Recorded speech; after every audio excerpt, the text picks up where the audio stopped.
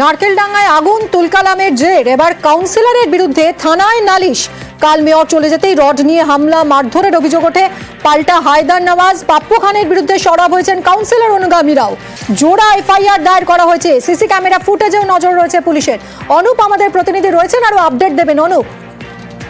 নারকেলের ভয়াবহ আগুন পরবর্তী ক্ষেত্রে মেয়র যে ঘটনাস্থল পরিদর্শন এবং সেখানে যখন গিয়েছে নারকেলডাঙ্গা একেবারে থানা যে 36 নম্বর ওয়ার্ড, সেখানে কিন্তু একেবারে সচিন কুমার সিং কাউন্সিলরের বিরুদ্ধে কিন্তু ইতিমধ্যে থানায় অভিযোগ দায়ের হয়েছে। এই অভিযোগের ভিত্তিতে কিন্তু ইতিমধ্যেই পুলিশের পক্ষ থেকে তদন্ত শুরু করা হয়েছে। অন্যদিন গতকাল যখন মেয়র চলে যায় তারপরেই কিন্তু যে গন্ডগোল, সেই গন্ডগোলের জেরেই এই অভিযোগ। রড দিয়ে এক ব্যক্তির মেরে মাথা ফাটিয়ে দেওয়ার অভিযোগ উঠেছিল। পাল্টা চিরতাহানি এবং অস্ত্র মামলার অভিযোগ কিন্তু হায়দার নওয়াজ এবং পাপ্পু খানের বিরুদ্ধে।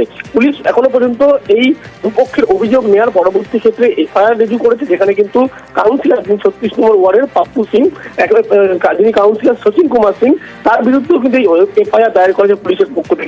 অন্যদিকে এই যে ফুটেজ, দুপক্ষের যে অভিযোগ হয়েছিল যে গন্ডগোল, ইতিমধ্যে সেই ফুটেজ কিন্তু পুলিশের পক্ষ থেকে খতিয়ে দেখা হচ্ছে। আর এখানে কাউন্সিলর অনুগামী থেকে শুরু করে কাউন্সিলর সচিন সিং এর বিরুদ্ধে যেমন এফআইআর করা হয়েছে, তারই পাশাপাশি আরো এক পক্ষ যে অভিযোগ করেছিল তাদের বিরুদ্ধে কিন্তু অভিযোগ এফআইআর করা হয়েছে। হায়দার নওয়াজ এবং পাপ্পু খানের বিরুদ্ধে এই একই মামলায় কিন্তু এফআইআর রিজু করা হয়েছে পুলিশের পক্ষ থেকে। ধন্যবাদ অনুপ।